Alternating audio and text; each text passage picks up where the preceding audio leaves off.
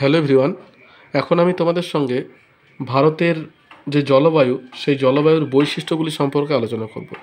আমাদের যে জলবায়ু বৈচিত্র্যপূর্ণ জলবায়ু, সেই জলবায়ুর কী কী বৈশিষ্ট্য আছে অথবা ভারতের জলবায়ুর প্রকৃতি কী রকম, এই প্রকৃতি বা বৈশিষ্ট্য এইগুলোর উপরে আলোচনা করব। তো দেখো, এই প্রশ্নটা কিন্তু একটা ইম্পর্টেন্ট প্রশ্ন। কখনো কখনো বলা থাকে যে ভারতের জলবায়ুর প্রকৃতি আলোচনা করো, বা কখনো কখনো বলা হয় যে ভারতের জলবায়ুর যে কোনো 5টি বৈশিষ্ট্য বা বৈশিষ্ট্য আলোচনা করো। তো এইগুলো সম্পর্কে আমি তোমাদের সঙ্গে আলোচনা করব। তো চলো শুরু করি, তোমরা একটু মন দিয়ে শোনো, ভালো লাগবে।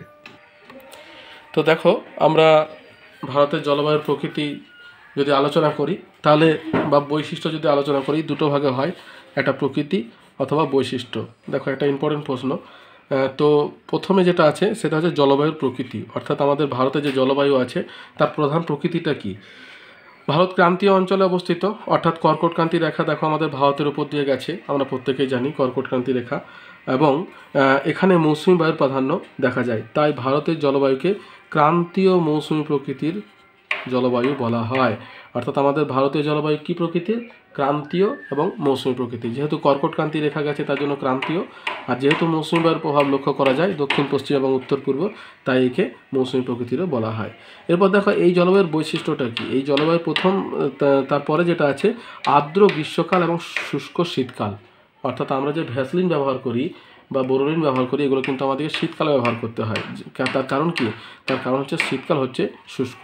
তাহলে কী জন্য হয়? দেখো, হচ্ছে ভারতে গ্রীষ্মকালে দক্ষিণ পশ্চিম মৌসুমি বায়ুর প্রভাবে প্রচুর পরিমাণে বৃষ্টিপাত হয়, গ্রীষ্মকাল আর্দ্র প্রকৃতির হয়। অর্থাৎ দক্ষিণ পশ্চিম যে মৌসুমি বায়ুটা ভারতের উপর দিয়ে প্রবাহিত হচ্ছে, সেটা কি হয়?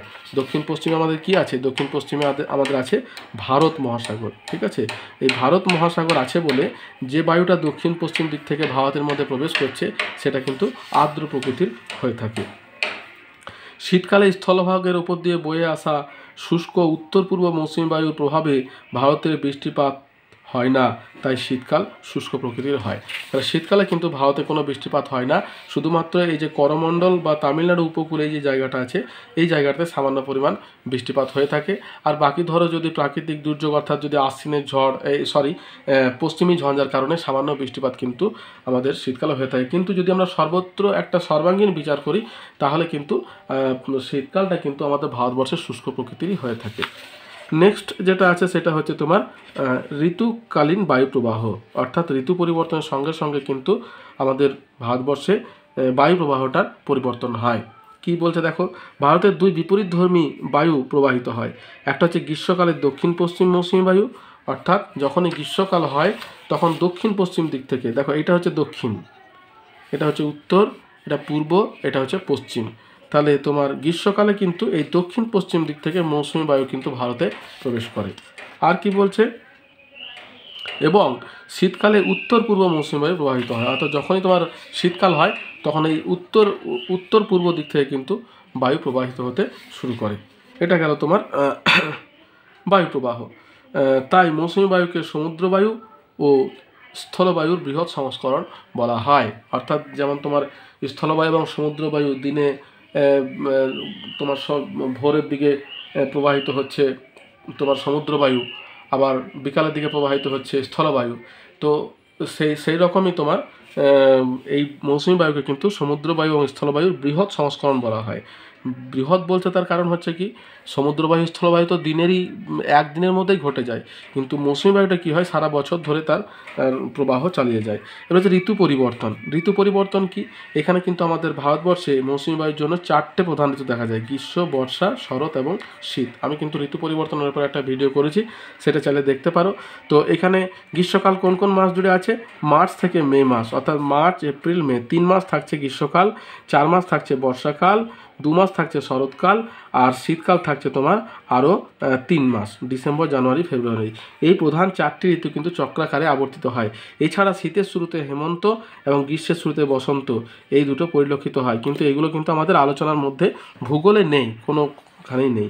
এই বৈচিত্র্যময় জলবায়ুর জন্য ভারতকে অন্তহীন ঋতুর দেশ বলা হয়। অর্থাৎ ঋতুর কিন্তু কোনো শেষ নেই, একটা ঋতুর পরে কিন্তু আরেকটা ঋতু আমাদের চলেই আসে, অন্তহীন।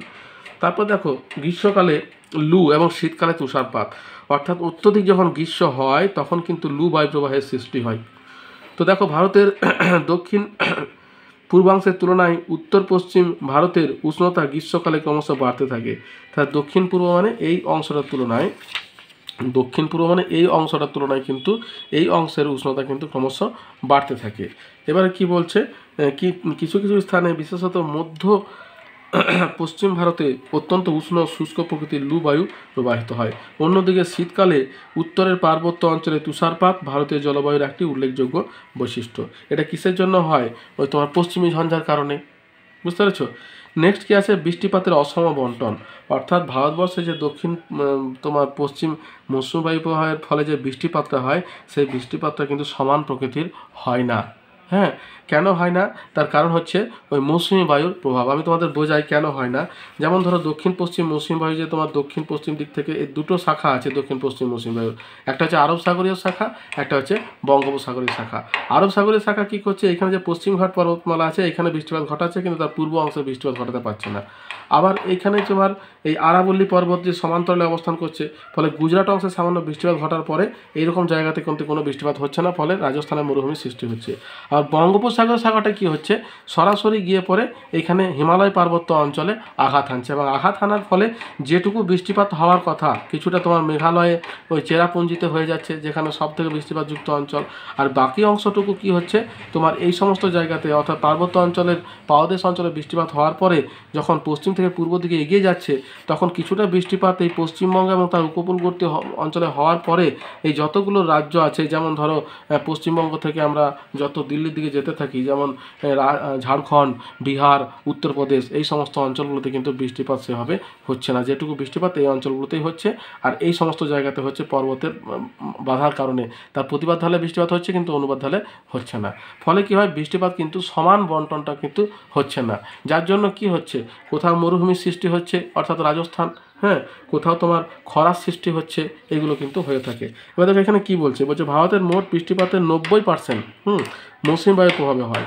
এই বৃষ্টিপাতের 84% গ্রীষ্ম এবং বর্ষাকালে হয়, 13% হয় শরৎকালে, 3% হয় শীতকালে, এবং ভারতের বেশিরভাগ বৃষ্টিপাত শৈলক্ষেপ প্রকৃতির হয়ে থাকে। বুঝতে পেরেছো?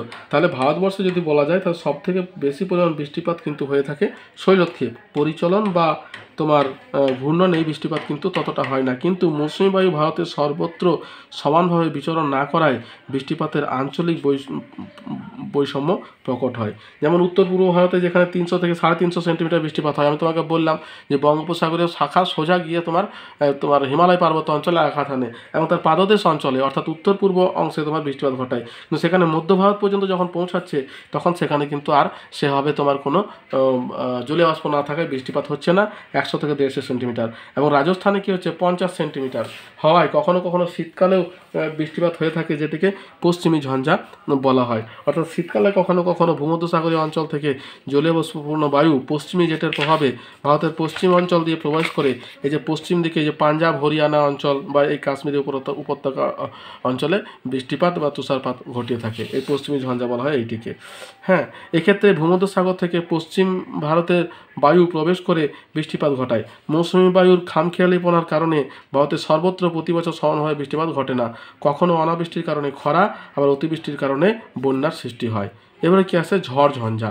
তাহলে দেখো ভারতবর্ষের বিভিন্ন জায়গাতে ধরো উষ্ণতাটা কিন্তু সমানভাবে হয় না, এবং যখনই উষ্ণতাটা তোমার সমানভাবে হচ্ছে না, তখন বিভিন্ন স্থানে কি হচ্ছে, তোমার কিছু আঞ্চলিক ঝড়ের সৃষ্টি হচ্ছে। সেগুলো কী কী, গ্রীষ্মকালে তোমার কালবৈশাখী, যেটা আমাদের তোমার অত্যধিক গরম থেকে রক্ষা পাওয়ার জন্য যে ঘূর্ণঝড়ের সৃষ্টি হয়, এটা পশ্চিমবঙ্গে হয়।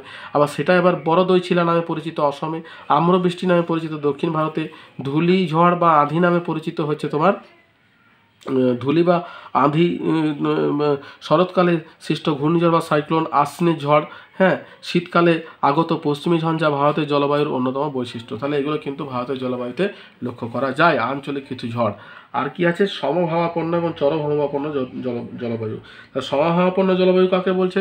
সমভাবাপন্ন হচ্ছে যে খুব বেশি গরম হবে না, আবার খুব বেশি ঠান্ডা হবে না, এটিকে বলছে তোমার সমভাবাপন্ন। আর চরমভাবাপন্ন, যেখানে গরম অত্যধিক বেশি, আবার তোমার ওই ঠান্ডাটা অত্যধিক বেশি। তার সমভাবাপন্ন প্রকৃতির জলবায়ু কোথায় দেখতে পাওয়া যায়? এটি দেখতে পাওয়া যায় সমুদ্র উপকূলবর্তী অঞ্চলে। আর চরমভাবাপন্ন ল্যান্ডলকড যে সমস্ত জায়গা, যেমন দিল্লি, তারপরে তোমার আমাদের আরও যে সমস্ত শহর যেমন এলাহাবাদ, এই সমস্ত জায়গাগুলোতে কিন্তু কী হয়, চরম ভাবাপন্ন প্রকৃতির জলবায়ু দেখতে পাওয়া যাচ্ছে। ভারতের দক্ষিণে সমুদ্রের অবস্থানের জন্য বিস্তীর্ণ উপকূল অঞ্চলের জলবায়ু সমভাবাপন্ন প্রকৃতির, অর্থাৎ যেহেতু সমুদ্র আছে দক্ষিণ ভারতের, এই যে সমস্ত জায়গাগুলো আছে, ধরো 3 দিকে সমুদ্র আর একটা দিকে তোমার স্থলভাগ, ফলে এখানে জলবায়ু কিন্তু সমভাবাপন্ন প্রকৃতির হয়ে থাকে। কিন্তু সমুদ্র থেকে দূরবর্তী অঞ্চলের জলবায়ু চরম ভাবাপন্ন প্রকৃতির হয়। ঠিক আছে, তাহলে এইগুলোই হচ্ছে তোমার আমাদের ভারতের জলবায়ুর কতগুলো বৈশিষ্ট্য। তাহলে এখানে তোমার আমার 8টা প্রকৃতির বৈশিষ্ট্য কিন্তু আমরা বললাম। তাহলে দেখো, যদি আমার ভিডিওটা তোমাদের ভালো লেগে থাকে তাহলে একটা লাইক দিও, বন্ধুদের সঙ্গে শেয়ার করো, আর সাবস্ক্রাইব করে রাখো, যাতে যখনই ভিডিও দেবো তখনই কিন্তু তোমাদের কাছে নোটিফিকেশান চলে যাবে। যদি কোনো প্রশ্ন থাকে অবশ্যই আমাকে কমেন্ট বক্সে কমেন্ট করো, আমি তোমাদের প্রশ্নের উত্তর দেবো। তাহলে এতদূর পর্যন্তই, দেখা হচ্ছে পরের ভিডিওতে। ভালো থেকো, সুস্থ থাকো, ধন্যবাদ।